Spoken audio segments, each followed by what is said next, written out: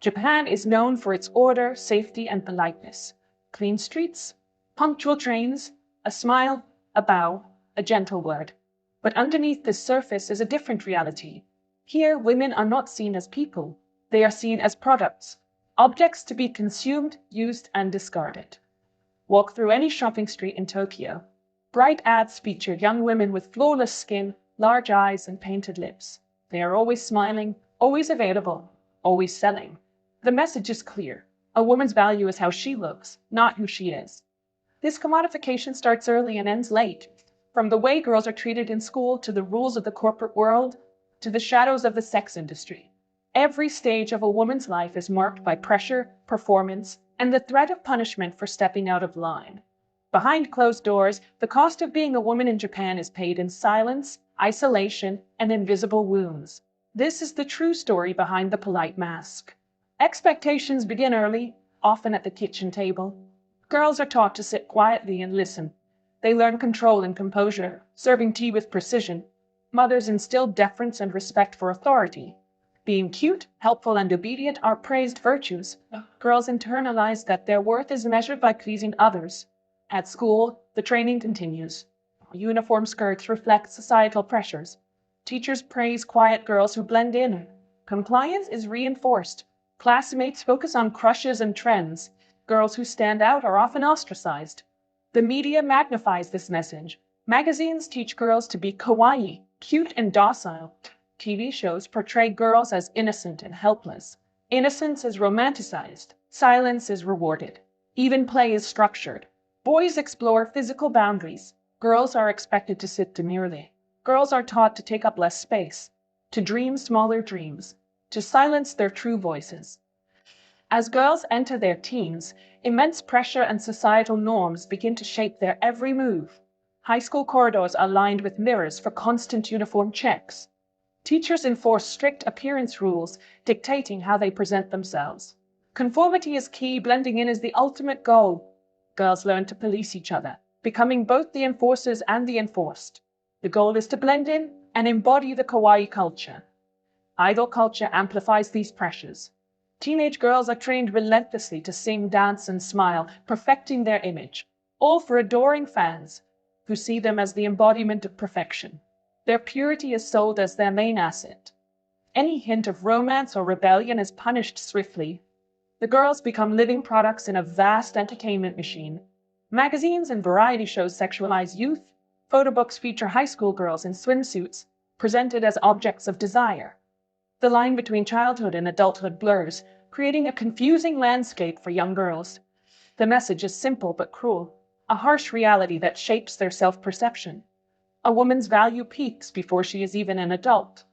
There is shame, a deep sense of inadequacy and failure.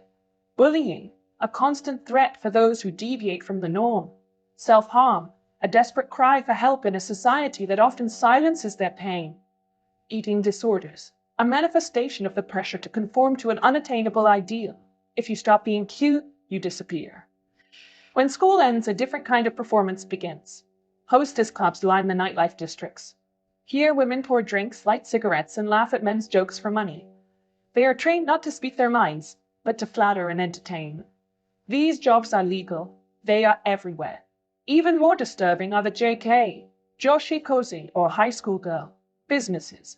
Here, schoolgirls are paid for walks, conversations, or companionship with older men. The services are advertised as innocent. The reality is often more sinister. The line between entertainment and exploitation is razor thin. Massage parlors, soap lands, and delivery health services offer sex under the cover of relaxation. Police rarely intervene. Society turns a blind eye. Newspapers call these jobs part-time work. The normalization of these businesses sends a chilling message. Women's bodies are for sale. Even when the law forbids direct prostitution, the loopholes are wide enough for thousands of girls to slip through. For those who take the corporate path, the rules are just as strict. Women are hired as office ladies, expected to make tea, greet guests, and, well, always smile. Career advancement is rare. Most companies expect women to leave by age 35, especially if they get married or pregnant. Ambition is not rewarded, it is punished. Sexual harassment is a fact of daily life. Unwanted comments, lingering touches, Forced drinking at office parties, these are all too common. Women are told to laugh it off. Complaining means social exile. The shokuba ijime, workplace bullying, can be relentless. Whistleblowers are labeled troublemakers and pushed out. Few women make it to management. Those who do are isolated. Pregnant employees are pressured to quit. Returning mothers are given meaningless tasks until they resign. The glass ceiling is not just real, it is enforced by law, custom, and silent threat. For many women, the only choice is to endure, to hide, to hope things will get better for the next generation, even as the rules stay the same. Women facing limited options, often due to societal pressures, can find themselves vulnerable. In these circumstances, many end up in the adult video industry. Some enter by choice, seeking financial independence, but many are lured by false promises during vulnerable times. Recruiters promise quick money, masking the exploitative nature of the industry. The reality is contracts that trap women in exploitation. Scenes push performers beyond their comfort zones, often into traumatic experiences. Reputations are destroyed, leaving lasting scars. The adult video industry is a significant part of Japan's entertainment sector. Yet, behind the glamour and bright lights is a world of desperation and exploitation. Many performers are single mothers struggling to provide for their children. Filming is rarely consensual, with power imbalances leading to coercion. It is a trap that exploits vulnerable women for profit.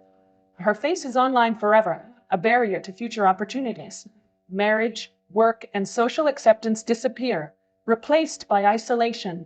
This is the final stage of commodification. Their stories are erased, perpetuating a cycle of silence.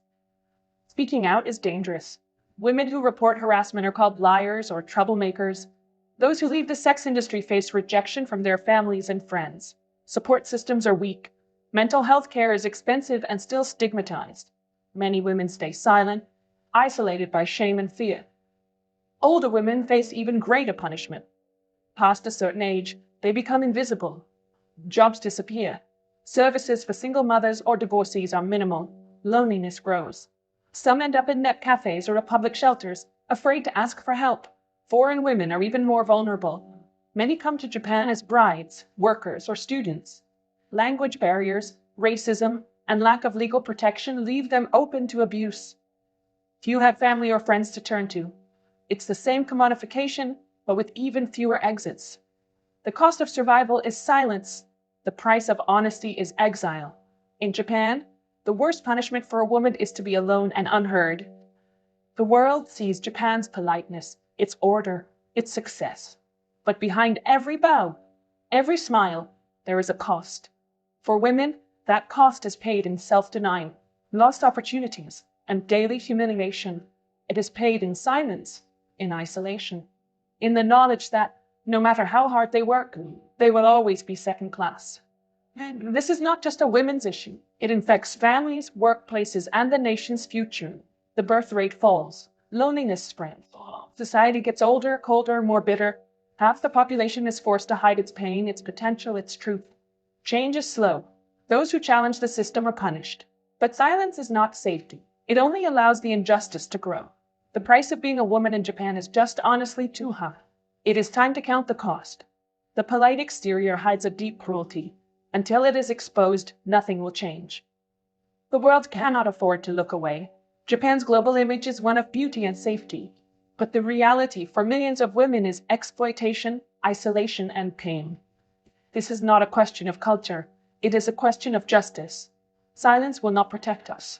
It never has. Only by speaking out, by telling the truth loudly and often, can we break the cycle. We need laws that protect women, not just on paper, but in practice. We need support for the vulnerable, respect for the aging, and real consequences for abusers. Each voice that speaks out cracks the mask. Each story told is a step toward change. The cost of being a woman in Japan should not be paid in silence and suffering. It is time to demand more.